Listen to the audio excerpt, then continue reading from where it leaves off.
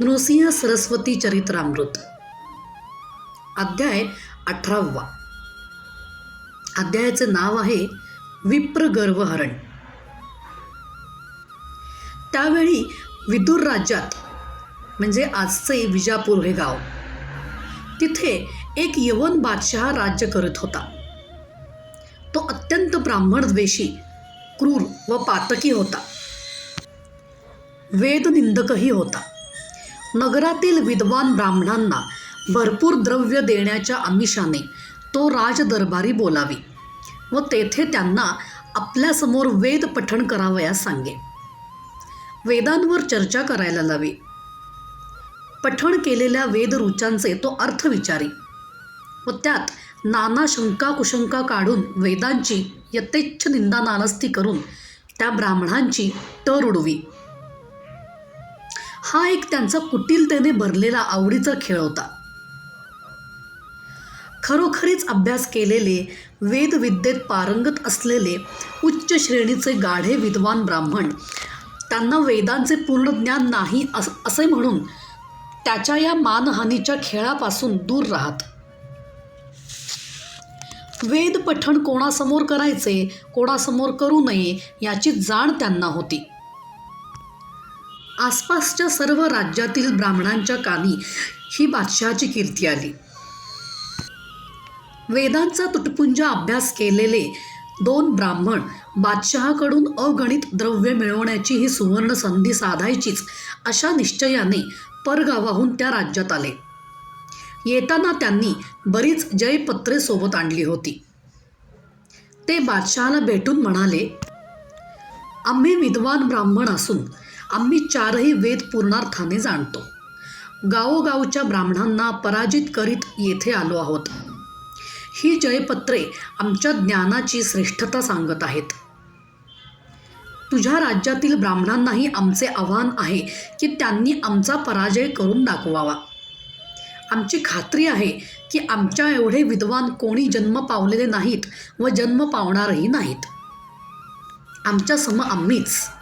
तेव्हा तुमच्या राज्यातील विद्वानांना बोलावून घ्या व आमच्या विधानाची खात्री करून घ्या. असे त्यांचे हे गर्विष्ठ बोलणे ऐकून त्या निर्बुद्ध बादशालाही ब्राह्मणांची टर उडवण्याची, खेळ खेळण्याची एक नामी संधी प्राप्त झाली म्हणून आनंद वाटला. बादशहाने लागलीच त्या दिवशी राज्यातील सर्व ब्राह्मणांनी दरबारात हजर राहिलेच पाहिजे असे फरमान काढले. बादशहाच्या फरमानानुसार त्या नगरातील ब्राह्मणांना आपापली योग्यता, श्रेष्ठता विसरून दरबारात हजर व्हावे लागले. दरबारात उपस्थित झालेल्या सर्व ब्राह्मणांना बादशहाने या 2 परस्थ ब्राह्मणांचा परिचय करून दिला. बादशहाला या 2 ब्राह्मणांनी आपला परिचय करून देताना जे जे काही सांगितले होते तेच त्याच शब्दात बादशहाने उपस्थित ब्राह्मणांना ऐकवले व म्हणाला, आपल्या राज्यातील जो कोणी ब्राह्मण यांचा येथे माझ्यासमोर वेदविद्येत पराजय करील त्याला अगणित धन व असामान्य मान मरातब मिळेल. अन्यथा हेच श्रेष्ठ विद्वान ब्राह्मण मानून यांचा सत्कार केला जाईल. बादशहाचे हे विधान सर्वांनी लक्षपूर्वक ऐकले. स्वतःच्याच मुखाने विद्वान म्हणवणाऱ्या त्या ब्राह्मणांची घमेंड, गर्व, आठ्यता पाहून त्यांना खात्री वाटू लागली की हे दोघे तिरस्करणीय ढोंगी आहेत व ज्या अर्थी द्रव्य लोभाने धर्म अधर्माचा विचार न करता यवनापुढे वेद म्हणायला उपस्थित झाले आहेत, त्या अर्थी ब्राह्मणत्वास कलंक सदृश्य आहेत. अविश्वसनीय जयपत्रे घेऊन आलेल्या त्या ब्राह्मणांचा आपण सहज पराजय करू, पण त्यांच्याबरोबर वाद करणे आपल्याला शोभणारे नाही, हे तुल्यबळ नाही. त्यांच्याबरोबर वाद करणे म्हणजे गाढवाबरोबर गीताज्ञानाची चर्चा केल्यासारखे ठरेल. तेव्हा ब्राह्मण मनभावीपणे म्हणाले, त्यांच्याबरोबर वाद करण्याची गरजच नाही. हेच सर्वश्रेष्ठ विद्वान, वेदविद्या विशारद आहेत. प्रत्यक्ष वेदव्यासांनी त्यांच्या दरबारीही न शोभणारी ही नर रत्ने तुमच्याच दरबारी शोभून दिसतील म्हणून खास तुमच्याकडे पाठवलेली दिसतात. तेव्हा यांचाच काय तो सत्कार करा. असे म्हणून तेथून काढता पाय घेण्यासाठी ते चुळबुळ करू लागले. यावेळी बादशहाने त्या 2 ब्राह्मणांचा धन देऊन सत्कार केला व उपस्थित ग्रामस्थ ब्राह्मणांना सांगितले की मी जरी या राज्याचा बादशहा असलो तरी आजपासून हे दोघे ब्राह्मणांचे राजे मानले जातील व नगरातील सर्व ब्राह्मण त्यांच्या आज्ञेत राहतील. असे म्हणून त्यांची हत्तीवरून सर्व नगरात मिरवणूक फिरवण्यास सांगितले. छद्मीपणाने चेहऱ्यावर आनंद दाखवित सर्व ब्राह्मण तेथून निघाले. काही दिवसानंतर एके दिवशी ते बादशहाला म्हणाले, जहापना, आसपास सर्वत्र जरी आमची कीर्ती गाजत असली तरी आमच्याशी वादविवाद करू शकेल अशी एकही व्यक्ती काही आमच्या दृष्टीपथात येत नाही. हे असामान्य अगणित ज्ञान मिळवण्यासाठी अकारण आयुष्यभर प्रयत्न केले असे आता आम्हाला वाटू लागले आहे. आपण जर कृपावंत होऊन परवानगी दिलीत तर आम्ही दूरदूरच्या राज्यात जाऊन तेथील विद्वानांना आव्हान देऊ, त्यांचा पराजय करू व आमची कीर्ती उंचावून तुमच्या कीर्ती मुकुटातही तुरेख होऊ. तेव्हा खाविंदांनी कृपा करून या आपल्या सेवकांना परवानगी द्यावी. त्या ब्राह्मणांनी अशा प्रकारे बादशहाची परवानगी मागताच बादशहाकडून अत्यानंदाने त्यांना परवानगी दिली गेली. बादशहाने त्यांना पालखीतून प्रवास करण्यास व आवश्यक वाटतील तितके सेवक बरोबर नेण्यास परवानगी दिली. तेथील रिवाजानुसार कमरेत वाकून जमिनीला हात लावून त्यांनी बादशहाला कुर्निसात केला व आपल्या महाली परतले. दुसऱ्या दिवशी अत्यानंदाने त्यांनी त्या नगराची सीमा ओलांडली. नगरातील ब्राह्मणांना अत्यानंद झाला. गावोगावी ते गावाबाहेरील मोकळ्या मैदानात राहुट्या उभारून मुक्काम करत सेवकांच्या मदतीने गावातील विद्वान ब्राह्मणांची माहिती काढत सोबतच्या स्तुतिपाठकांकरवी आपण कोण आहोत, किती विद्वान आहोत, आत्तापर्यंत किती जयपत्रे प्राप्त केली आहेत हे त्यांना कळावे अशी व्यवस्था करून वेद विषयांवर वादविवाद करण्यास त्यांना बोलावीत. या विद्वान ज्ञानी ब्राह्मणांना आपला जय झालेला पाहण्यात अथवा यांचा पराजय पाहण्यात रस नव्हता. ते यांच्या राहुट्यांकडे कोणत्याही लोभाने अथवा हेतूने फिरकतही नसत. ते बोलावूनही येत नाहीत. याचा ते आपल्या तोडीचे नसल्याचे पराजय होईल या भीतीने आपल्यासमोर येण्यास कचरत आहेत असा अर्थ लावून ते दोघे उन्मत्त ब्राह्मण त्यांचेकडून जयपत्रे लिहून मागत असत. अशा प्रकारे जयपत्रे घेत घेत त्यांचे भ्रमण चालू होते. होता होता ते कुमसी ग्रामी येऊन पोहोचले. प्रवासात त्यांच्या कानी आले होते की कुमसी गावाशेजारील जंगलात त्रिविक्रम भारती नावाचा वेदशास्त्रात अग्रगण्य म्हणून ओळखला जात असलेला एक अत्यंत विद्वान महामुनी सर्व संग परित्याग करून संन्यासी होऊन राहिला आहे. हे कळताच त्यांनी आपला मोर्चा त्रिविक्रम भारतीकडे वळवला. या महामुनीला आपला बडेजाव दाखवून प्रथम थोडा नमवावा म्हणून त्यांनी आपल्या राहुट्या संन्याशाच्या झोपडी शेजारीच उभारल्या. नेहमीच्या प्रथेनुसार त्यांचे ते लोभी स्तुतिपाठक महामुनीच्या झोपडीभोवती चक्रा मारू लागले. वेदशास्त्रात अत्यंत प्रवीण आहोत असे भासवणाऱ्या या 2 ब्राह्मणांची कीर्ती संधी साधून महामुनीच्या कानावर घालावी व प्राप्त केलेली जयपत्रे त्यांना दाखवून त्यांच्यावर काय परिणाम होतो हे त्यांना पाहायचे होते. पण ध्यानात मग्न असल्यामुळे बेशुद्धावस्थेत असल्याप्रमाणे भासणाऱ्या या संन्यासाच्या जवळ जाण्याचे धैर्य त्यांना होईना. म्हणून शेवटी कंटाळून त्यांनी तो नाद सोडला. स्तुतिपाठकांकडून अपेक्षित कार्य न झाल्यामुळे ते उन्मत्त ब्राह्मण खवळले व दुसऱ्या दिवशी सकाळीच त्यांच्याकडे स्वतःच जाण्याचा निर्णय त्यांनी घेतला.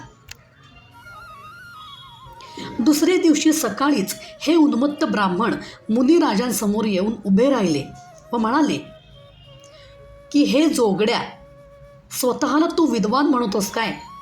चल, तुझी विद्वत्ता काय आहे, किती आहे ती आम्हाला दाखव.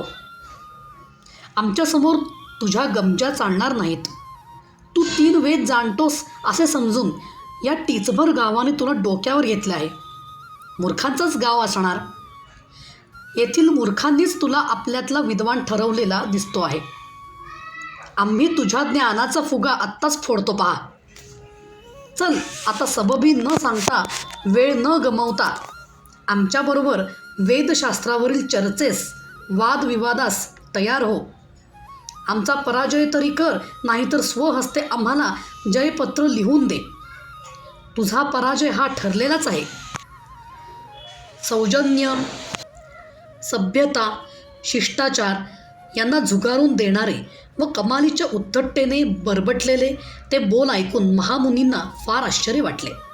पण जराही न विचलित होता अथवा प्रक्षुब्ध न होता महामुनी उतरले. म्हणाले, शांत व्हा. संतापाने आरोग्यास हानी पोहोचते. 3 तर सोडाच, पण एकाही वेदाचा माझा अभ्यास नाही.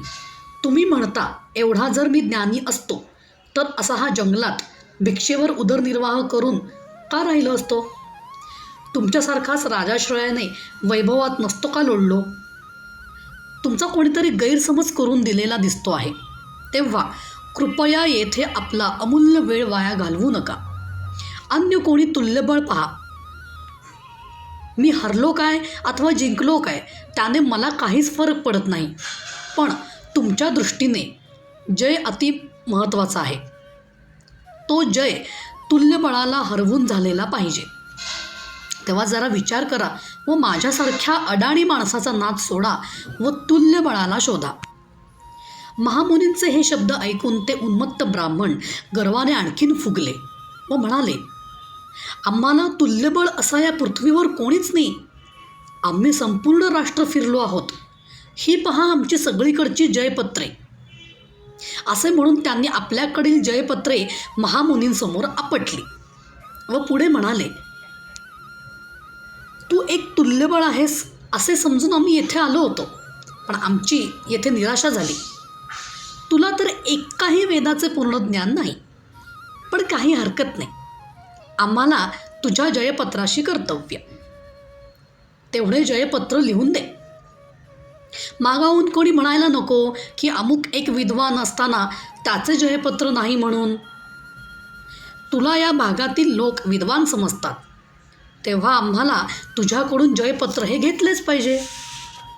हां, नसेल द्यायचे तर आमच्याशी वाद कर व तुझा पराजय झाल्यावर दे. आमची तयारी आहे. हे त्यांचे उत्तर ऐकून महामुनींनी विनयपूर्वक पुन्हा एकदा त्यांना आपला नाद सोडण्यास व कोणा तुल्य बळापाशी जाऊन अथवा ज्याला जय आणि पराजय यात स्वारस्य आहे अशापाशी जाऊन आपले मनोपसित पूर्ण करून घेण्यास सांगितले. पण त्या उर्मटांनी आपला हट्ट कायम ठेवला व ते महामुनींचा पिच्छा सोडेनात. महामुनी आपल्याला घाबरले आहेत, पराजय होईल म्हणून कच खात आहेत व मानहानी टाळावी म्हणून जयपत्र देत नाहीत असा सोयीस्कर अर्थ त्यांनी या विनवणीचा लावला व त्यांना दूषणे देत त्यांच्याशी उर्मटपणे बोलत त्यांनी आपला तोच हेका कायम ठेवला. महामुनी या सर्व प्रकाराने कंटाळले व मनात म्हणू लागले, यांना श्री गुरुपाशी नेऊन यांच्या या उद्धटपणाला व्यवस्थित चपराक दिलीच पाहिजे व यांना त्यांची योग्य जागा दाखवलीच पाहिजे. यांनी मदांध होऊन अनेक ब्राह्मणांना तुच्छ लेखून अपमानित केले आहे. यांना शासन हे दिलेच गेले पाहिजे. ते एक आपले सामाजिक कर्तव्य आहे. असा विचार करून ते त्या ब्राह्मणाला म्हणाले, तुम्हाला माझा पराजय करून जयपत्रे हवेत ना, मग माझ्याबरोबर गाणगापुरास चला. तेथे माझे श्री गुरु आहेत. त्यांच्यासमोरच काय ते यथायोग्य घडू द्यात. हे ऐकून उतावीळ होऊन ते ब्राह्मण म्हणाले, हो हो, आम्ही यायला तयार आहोत. आत्ताच चल आम्हाला घेऊन. कसला आला आहे श्रीगुरू? तुझ्यासारखाच तो पण डरपोक असणार. त्याचेही जयपत्र तुझ्या जयपत्राबरोबर घेता येईल. त्यांचे हे श्री गुरूंबद्दलचे अनादराचे व तुच्छतेचे बोल ऐकून महामुनीस अतिशय संताप आला. पण त्यांनी पुढील कार्यभागावर लक्ष ठेवून तो संताप प्रयत्नपूर्वक आवरला व त्यांना घेऊन निघाले. सर्व लवाजम्यासह ते उन्मत्त ब्राह्मण आपापल्या पालख्यात स्वार होऊन हसत डुलत डुलत महामुनी त्रिविक्रम भारतीबरोबर गाणगापुरी जाण्यास निघाले. हे नकली विद्वान पालख्यात आरूढ झालेले असताना यतिराज त्रिविक्रम भारती त्या दुपारच्या रणरणत्या उन्हातून अनवाणी चालले होते. मठात पोहोचताच हातपाय धुवून महामुनी त्रिविक्रम धावतच श्री गुरूंपाशी गेले. त्यांच्या चरणांवर आपले मस्तक ठेवून ते अत्यादराने श्री गुरूंचे स्तुतिगान करण्यात गुणगान गाण्यात इतके गुंग झाले की आपण श्री गुरूंपाशी कशाकरता आलो आहोत हे सांगायलाच विसरले.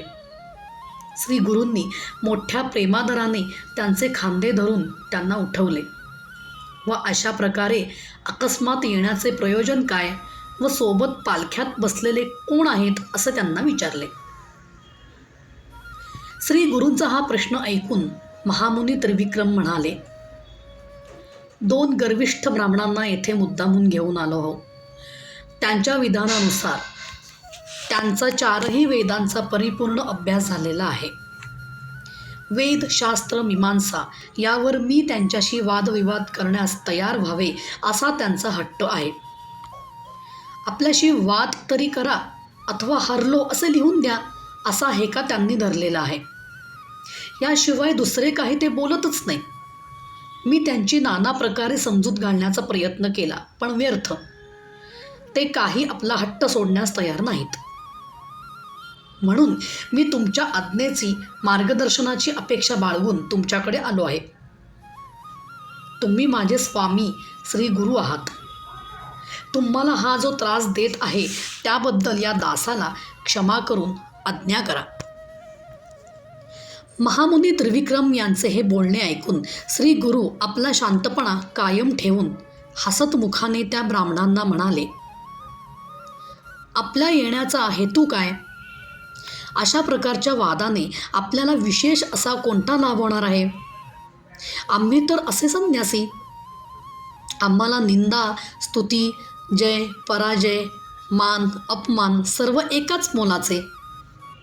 शिवाय लोकेशणा त्याज्य मानणाऱ्या या आम्हा निरुपद्रवी निरीच्छ संन्याशांवर विजय मिळवण्यात कसला आला आहे मोठेपणा? श्री गुरूंचे हे बोलणे ऐकून ब्राह्मण म्हणाले, हे संपूर्ण राष्ट्र आम्ही पिंजून काढले आहे व सर्व ब्राह्मणांना जिंकले आहे. आम्हाला पराजित करणारा कोणी जन्मलेला दिसत नाही. असे म्हणून त्यांनी श्री गुरूंना आपल्याकडील जयपत्रे दाखवली व पुढे म्हणाले, असे जयपत्र लिहून देण्यास हा महामुनी का एवढी खळखळ करतो आहे तेच मुळी आम्हाला समजत नाही.